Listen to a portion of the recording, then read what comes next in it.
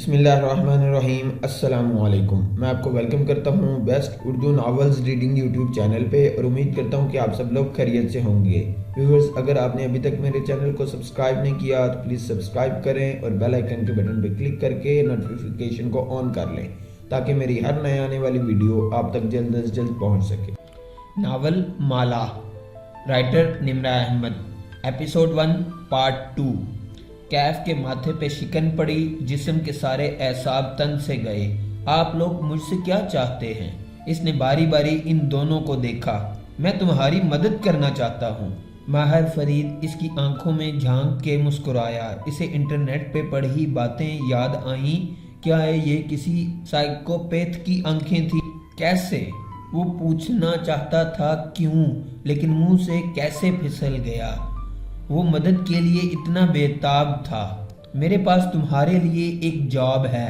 کیف کے اندر کسی نے سرگوشی کی۔ ابھی بھی وقت ہے، یہاں سے بھاگ جاؤ کیف، ورنہ تم کسی مصیبت میں پھنس جاؤ گے۔ لیکن وہ نہیں بھاگ سکا۔ مجبوریوں نے اس کے قدم زنجیر کر رکھے تھے۔ اسے اس پر اصرار شخص کی آفر سننی تھی۔ اگر تم چند ماہ تک میرے لیے کام کرو تو میں تمہارے سارے قرضے بھی اتاروا دوں گا، اور اگر تم دوبارہ کاروبار کرنا چاہو تو اس کو سیٹ کرنے میں تمہاری مدد بھی کروں گا۔ یہ میرے لیے کچھ مشکل نہیں، اتنا تو تم میرے بارے میں جان چکے ہو۔ اس کے لہجے کی ہمدردی بھی کیف کو مصنوعی لگی، کچھ ناقابل اعتبار سا تھا اس شخص کے بارے میں۔ مجھے کیا کرنا ہوگا؟ ماہر فرید کے چہرے پہ بھرپور مسکراہٹ آ گئی۔ اس نے ایک گہری سانس باہر کو خارج کی۔ بالآخر اس نے میز پہ رکھی بھورے لیدر کور کی ڈائری اٹھائی، 2 انگلیوں سے ڈائری کے اندر سے ایک تصویر نکالی اور سامنے رکھی۔ کیف نے نظریں جھکا کے دیکھا۔ وہ ایک لڑکی کی تصویر تھی، چہرے کا کلوز اپ۔ وہ مسکرا رہی تھی، اس کی آنکھیں سبز تھیں اور بھورے بال ڈھیلے جوڑے میں بندھے تھے۔ وہ ایک بے داغ شفاف سا چہرہ تھا۔ ایسے چہرے انسان ہر روز نہیں دیکھتا۔ تم اس لڑکی کو جانتے ہو؟ کیف نے نفی میں گردن ہلائی۔ یہ تمہاری کزن صفورہ کی دوست ہے۔ اوکے، کیف نے الجھ کے اسے دیکھا۔ صفورہ اس کی امیر سیکنڈ کزن تھی۔ مہینوں بعد اس سے ملاقات ہوا کرتی، اور اس میں بھی صفورہ اس کو اسٹیبلشڈ ہونے کے لیکچر دیتی تھی۔ تنگ آ کے اس نے صفورہ کی فیملی سے ملنا ہی چھوڑ رکھا تھا۔ صفورہ نے اپنی اس دوست تصویر اٹھا کے دکھائی کو 2-3 دفعہ سیکیورٹی گارڈز رکھوا کے دیے ہیں، لیکن اس لڑکی کے پاس زیادہ دن تک کوئی گارڈ نہیں ٹکتا۔ پچھلے ہفتے اس نے پھر سے صفورہ سے کوئی قابل بھروسہ گارڈ ڈھونڈنے کے لیے کہا ہے۔ سفید بالوں والا مینیجر اس دوران باری باری ان دونوں کو دیکھ رہا تھا، جیسے ٹینس کے میچ میں گیند کا نظروں سے تعاقب کر رہا ہو۔ اوکے، کیف ابھی تک سمجھ نہیں پا رہا تھا۔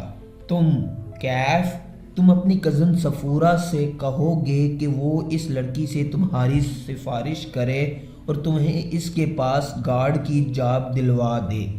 ویسے بھی تم نے چند برس پہلے ایک سیکیورٹی کمپنی میں 2 ماہ کے لیے کام کیا تھا۔ تمہارے پاس تجربہ بھی ہے اور تمہیں ضرورت بھی ہے۔ مجھے امید ہے صفورہ تمہیں انکار نہیں کرے گی۔ تصویر رکھی اور مسکرا کے کندھے اچکائے۔ بس اتنا سا کام ہے۔ بالآخر معاملہ کیف کی سمجھ میں آنے لگا۔ آپ چاہتے ہیں کہ میں صفورہ کی دوست کا گارڈ بن جاؤں؟ اس کا مگر کیوں؟ ماہر فرید کی مسکراہٹ غائب ہوئی، چہرے پہ سختی در آئی۔ ایسے کاموں میں کیوں نہیں پوچھتے؟ کام کی قیمت پوچھتے ہیں؟ آبرو اٹھا کے سرد لہجے میں تنبیہ لی۔ چند لمحے کے لیے سٹنگ روم میں سناٹا چھا گیا۔ ساری خوشبوئیں مر گئیں، اب صرف ایک احساس یرغمالی تھا۔ دیکھیں، وہ قدرے دھیمے لہجے میں بولا، مجھے اتنا تو بتائیں کہ مجھے اس کے پاس جاب کر کے کیا کرنا ہے؟ میرا مقصد کیا ہوگا؟ میں کوئی برا انسان نہیں ہوں، ٹھیک ہے میرے مسئلے ہیں لیکن میں کچھ غلط نہیں کرنا چاہتا۔ ماہر فرید نے بدمزہ ہو کے مینیجر کو دیکھا۔ بہت بولتا ہے یہ۔ مینیجر نے ہلکے سے شانے اچکا دیے، پھر کوٹ کی جیب سے ایک پرچی نکال کے کیف کے سامنے رکھی۔ اس پہ رقم درج تھی۔ کیف نے رقم کے ہندسے پڑھے، پھر صفر گنے، 1 بار 2 بار۔ اس کی آنکھیں تعجب سے پھیلیں، نظریں اٹھا کے تذبذب سے ماہر کو دیکھا۔ بدلے میں آپ کیا چاہتے ہیں؟ اتنے پیسے کوئی نیک کام کے لیے نہیں دیا کرتا کیف، وہ سپاٹ سے انداز میں بولا۔ کیف نے پرچی پہ درج رقم دوبارہ پڑھی، پھر سر جھکا دیا، اتنا کہ تھوڑی سینے سے لگنے لگی۔ کسی لڑکی کا گارڈ بننے کا مطلب ہے سائے کی طرح اس کے ساتھ رہنا، اس پہ نظر رکھنا، اس کو نقصان پہنچانا۔ یہ مجھ سے نہیں ہوگا۔ سر ہنوز جھکا ہوا تھا۔ ماہر فرید کچھ دیر اس کے جھکے سر کو گھورتا رہا، پھر وہ اٹھا اور ٹائی کی ناٹ ڈھیلی کی۔ کیف نے چہرہ اٹھا کے اسے دیکھا۔ وہ صوفے کے پیچھے چلا گیا اور کھڑکی کے سامنے چکر کاٹنے لگا، دائیں سے بائیں پینڈولم کی طرح۔ وہ جیسے کچھ سوچ رہا تھا، پھر قدم روک کے دور بیٹھے کیف کو دیکھا۔ ٹھیک ہے، نہ مانو میری بات، پھر کیا کرو گے؟ اس کی آواز میں نرمی تھی، جیسے سمجھا رہا ہو۔ کاروبار میں نقصان اور قرضوں نے تمہاری سوشل میڈیا لائف ختم کر کے رکھ دی ہے۔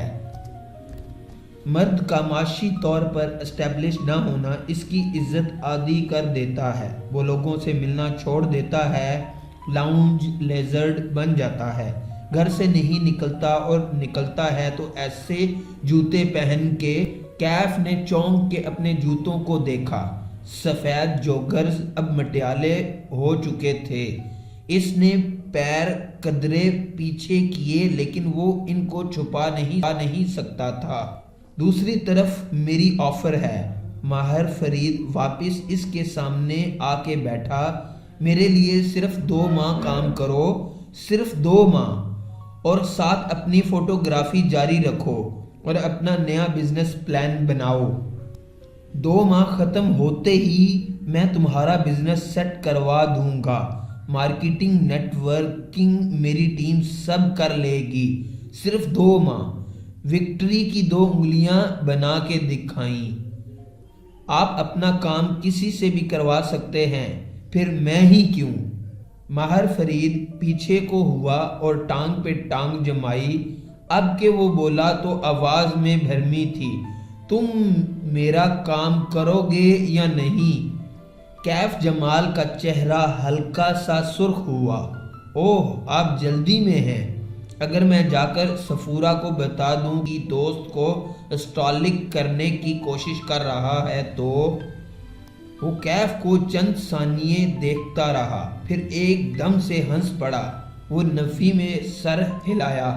تم یہ نہیں کرو گے؟ یہ کہتے ہوئے اس نے تصویر اٹھائی۔ کیف کو تصویر کی پشت نظر آئی۔ وہاں کچھ لکھا تھا، 5 الفاظ۔ آپ کو کیسے معلوم کہ میں یہ نہیں کروں گا؟ وہ متعجب ہوا۔ ماہر فرید نے جواب نہیں دیا۔ اس نے لیدر ڈائری کھولی۔ کیف کی نظریں نیچے جھکیں۔ وہ جیسے ڈائری سمجھ رہا تھا، وہ دراصل فوٹو ایلبم تھی۔ اگلے ہی لمحے اس کا سانس رک گیا۔ پہلے صفحے پہ اوپر نیچے 2 تصاویر تھیں۔ اوپر تصویر ایک سیاہ بالوں والی لڑکی کی تھی۔ وہ اس میں مسکرا رہی